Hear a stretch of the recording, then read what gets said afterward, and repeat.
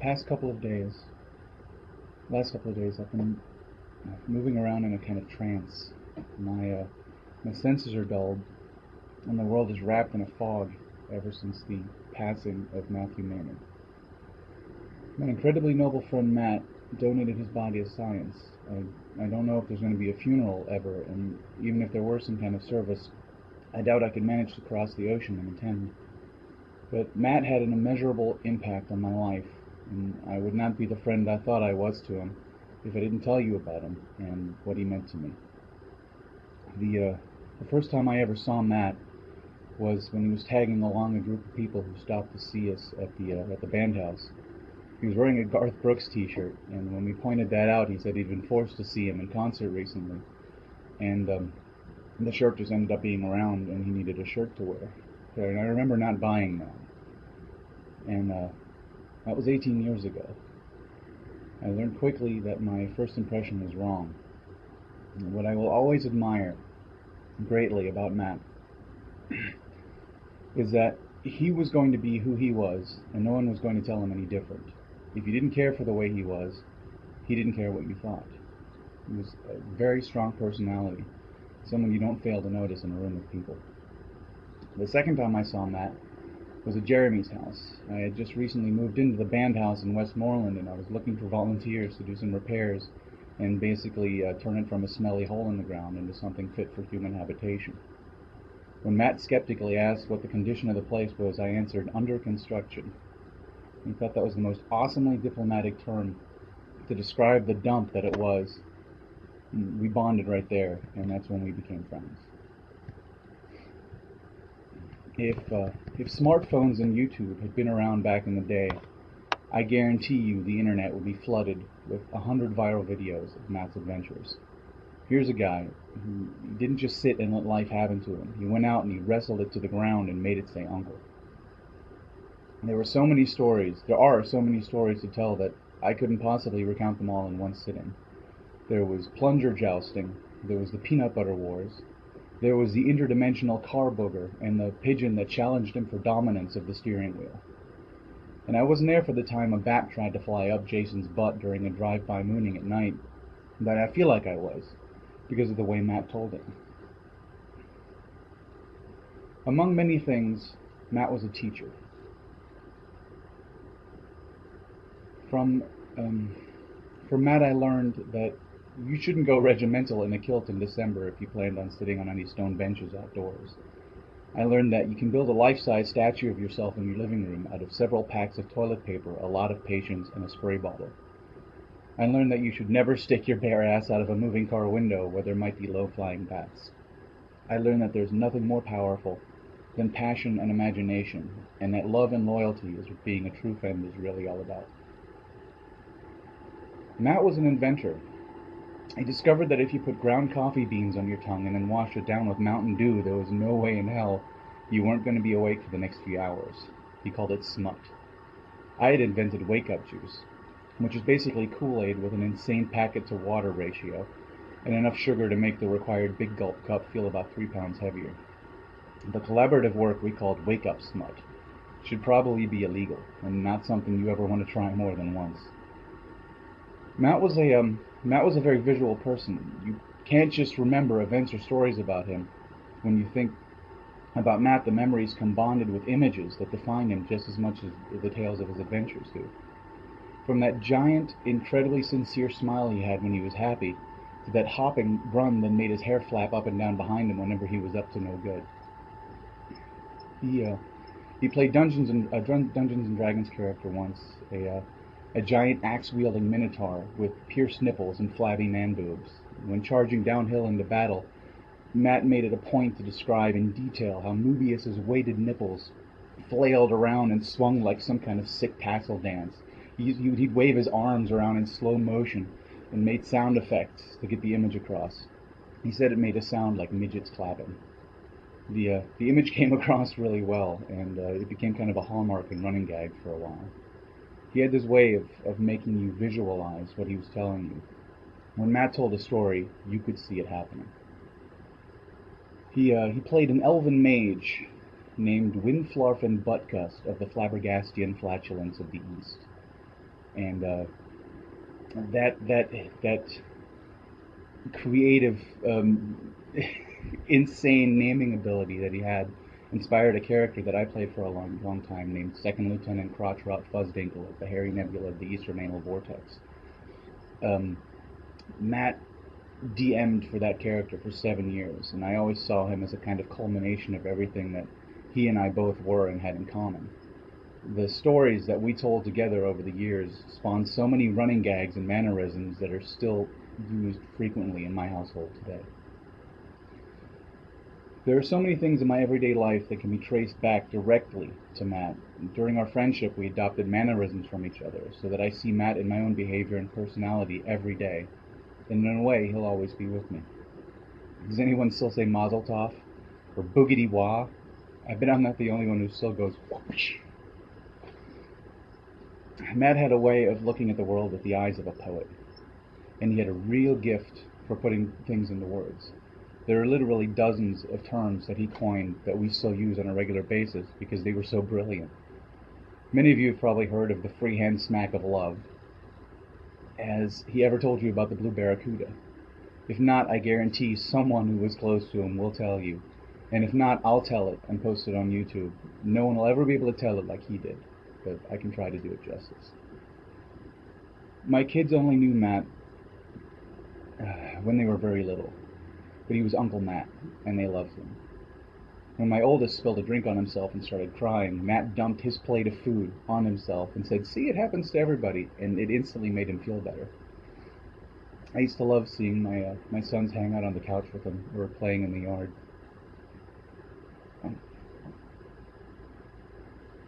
One time he and I were in the yard. We were building a swing set and slide for my kids. And he made me run and get my wife Melly out of the kitchen. I ran in. I said, "Matt had an accident. Come quick." And she flew out of the house like one of her own children was in danger. And there he was on the ground, groaning with the biggest grin you've ever seen, pretending to have a giant pole sticking out of his ass. Melly wanted to kill both of us, but that was how he was, and we all laughed about it when the swing was finished. I remember this one time, I was finally going to get to go to Penzic. And a few weeks before it was supposed to happen, my plans had to change, and I wasn't going to make it. So Matt took me on a road trip to the site where Penzic was going to be held about 2 weeks before the actual event. And we ate at Greasy Spoons, and we slept in cheap motels. And it's always been one of my fondest memories. We actually met some girls out there. We brought them back to our hotel, and the best part is nothing happened with those poor girls because we remembered that WCW Nitro was on, and we really wanted to know if Sting was going to join the NWO Wolfpack. And then the show ended in a cliffhanger, and we jumped up and down, and we shouted, and we threw pillows at the TV, and then we drove those girls home. Matt, he loved horrible puns as much as I do. You know, the kind that make you cringe in pain. Our favorite were puns on the word tent, because they just seemed to be endless. We were constantly updating each other with new tent puns. It's a tradition we still do here today. Prepare to groan for mercy. If you're focused while camping, you're intense. If a bunch of focused people camped near each other, they would be intensity. If your camping equipment was brought in from Europe, what you have is important. If your tent is missing its central support pole, you have an impotent. If you take your pants off while camping, someone might see your tentacles. Now you do something. This is going to keep you up nights from here on. Welcome to my world. Now another thing Matt loved was all-you-can-eat buffets. We used to eat at the Happy Dragon on 3rd Avenue at least twice a week. Matt came with us especially because he thought the waitresses were hot. I remember trying to teach him how to eat with chopsticks. Usually we'd just end up sword fighting. We had this game where we would try to stack as many empty plates as possible before someone came along and cleaned them off our table. And you can only make it to a buffet and back so many times before the staff starts coming to see if you need anything. And then they walk off with your precious plate stack. Matt's record was 8 plates. I never managed to break it. The Happy Dragon also had a frozen yogurt machine as part of the buffet. Sometimes we'd only get 1 small plate of food each, and then about 20 bowls of frozen yogurt. We used to joke that one day we'd bring a bucket or a bowl so big we'd need to operate the yogurt lever with our noses, and that's where this move came from. We we saw Dark City in theaters together when it came out. It blew our minds. We wouldn't stop pretending to dodge slow motion bullets after seeing The Matrix together. I still have the VHS tape of it that he and I bought together, and we must have watched it at least 5 times a week. When we went to see Muppet Treasure Island together in theaters, at the end of Tim Curry's song about being a pirate, we both spontaneously stood up and finished his song with "'Cause I'm a sweet transvestite from transsexual Transylvania." It's those moments of awesome that are going to be trigger memories for all of us for the rest of our lives. I had the fortune of living with Matt several times. The first time we shared an apartment together, he had a claymore leaning against the wall of the living room. And one day I came home to find him in a kilt, standing in the middle of the room with a can of baked beans on the floor in front of him, and the claymore lifted high above it. It was an inspiring sight in a way. What led up to that event was that Matt was hungry, I was out, and he couldn't find the can opener. So he got all geared up and prepared to show that can of baked beans that Mattock was not to be bested by mere metal. He made this face, and it shouted a battle cry, and then plunged the sword into yielding aluminum as my cats and I watched in awe and bewilderment. Then we stood before each other with a can between us and shouted in triumph and glory, just back and forth. Oh! I pointed at the defeated can of beans and I yelled, "There can be only one!" And he laughed and he did this little jig that only he was ever able to do properly. After I married and had kids, and we lived with him again, I remember him donning a strainer as a helmet and attempting to fence my wife away from the stove with a spatula in an attempt to vanquish the all-vegetable dinner she was making. Living with Matt and being his friend meant being privileged to see the world as a constant opportunity to be awesome and to find glory in even the mundane things. Matt took reality as it was, and he bent it to his will. He made life something amazing. And I hope we never stop using that spark of imagination to see our lives in exactly that same light. Matt was also a student. He had a thirst for knowledge that I always admired. He loved learning facts and how things worked. I watched him sit there with a book on how to speak Latin for months. He was actually getting pretty good. He would remember stuff that he'd learned, and he could shoot it out at you at random times. For a little while there, he went by the nickname Rogue, and there are a few words that describe him better. He was fierce, mischievous, cunning, a trickster, strong, and a loyal and true friend. I know that my very being feels like it's had a part torn out from me forever, and I'm sure every one of the many people he's touched feels something similar. We've lost a great friend. But just as we feel lost, we also gain so much by getting to be a part of Matt's life, and what he has given us in joy, adventure, and life lessons we will always have. Something that comes to mind easily when I think of Matt's passing is the Wolfbane funeral. Some of you know what that is. I'll explain for everyone else. During the adventures of Crotch Rot, as part of a Mutant Chronicles campaign Matt was running, the Wolfbanes were an imperial clan of kilt-wearing, sword-swinging maniacs. You know, our kinds of people. And when the leader of the Wolfbanes fell in combat, our characters attended his funeral. It was supposed to be a sad and somber occasion. Everyone was still and serious while the eulogy was being read, and I was frantically looking for something fitting to play in the background. I was going through stacks of CDs with war songs and Irish folk music, and I grabbed a Pogues album I hadn't had very long at the time, and I put on a song called The Sickbed of Cuchulainn. The song started out very fitting, quiet, somber, sad. And then suddenly it picks up with this wild flute playing and shouting and becomes very cheerful. The Wolfbane funeral, Matt adapted his story to fit that music, and the Wolfbane started dancing and drinking. It turned into a party, and it was something we remembered and talked about for a very long time after. And now it makes me think, if there were to be a funeral service for Matt, I'm sure that's what he would have wanted. I can just hear him saying, "Dude, get off your ass, quit being sad, live." So here's my request of all of you. Be sad. Be somber. Mourn this great man, an awesome friend that we will never get to hang out with again. And then celebrate the shit out of him. Grab some mead, lay wenches or pirates or ladies or whatever you're inclined. Drink the strawberry surprise and scream his name when it drives you to your knees. And have the greatest possible time that you can have. And never let yourself miss out on what could be an amazing story to tell later. Because that was how Matt lived. He never did anything half-assed. He went full throttle in everything he touched, be it life or love. That's how I'll always remember him. Pour the wine and cut the cheese.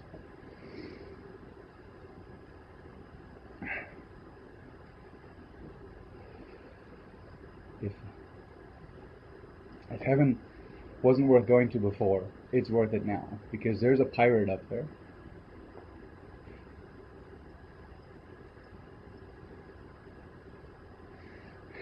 Sorry. There's a pirate up there causing all kinds of trouble and getting into all kinds of adventures, and I wouldn't miss that for anything. He was secretly planning to come visit me here in Germany. He was just getting the paperwork together to apply for his passport. I was surprised my wife was hooking up with him. I guess I'll have to wait a little longer to see each other again.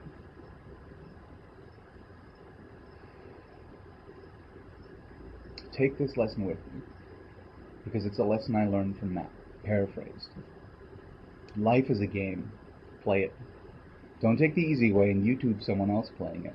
Matt could find even the tiniest, most well-hidden fragment of fun in even the most mundane of moments. Now that he isn't around, we're going to have to look for it ourselves. And we're blessed because we had him show us how. I want to thank those of you who went to see Matt before he passed and played him some of my YouTube videos. He loved when I played music, and he inspired so much of the passion that I had. I wanted to sing something for him now, and picking something that suited him wasn't easy. It might be cliche, but I can't think of anything more fitting, and I'm sure he would approve.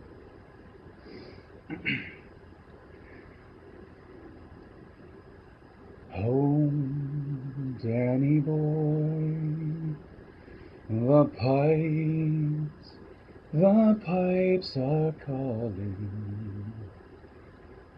From glen to glen, and down the mountainside,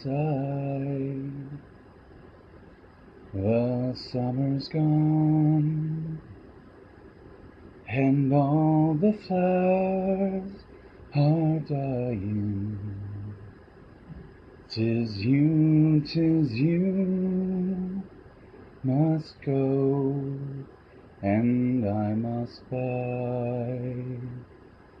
But come ye back when summer's in the meadow, o'er all the valleys hushed with white and snow.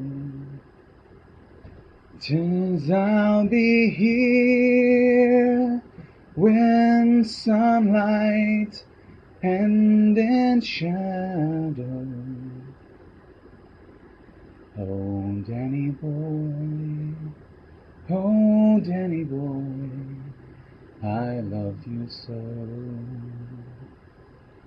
But when you come and all the flowers are dying,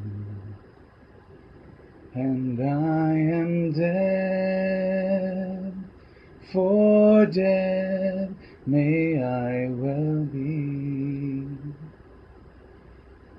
you'll come and find the place where I am lying, and kneel and say an Ave there for me. And I shall hear, though soft, you tread above me,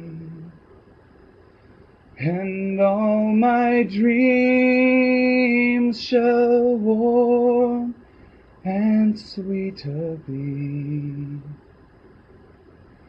If you not fail to tell me that you love me, I'll simply sleep in peace until you come to me. Zig Ziglar said that the value of a man is measured by the net worth of his closest friends. When I look around at the people that you've surrounded yourself with and how much they love and miss you, then buddy, you are worth a fortune and an insurmountable loss for all of us. Goodbye, my friend.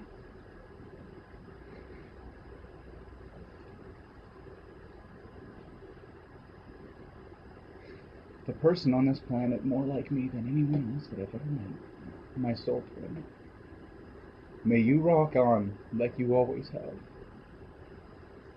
And may we rock on together again when my time finally comes. My children will grow up hearing your stories, because you have always been Uncle Matt to them. And they will know who you were and how you shaped their lives through us.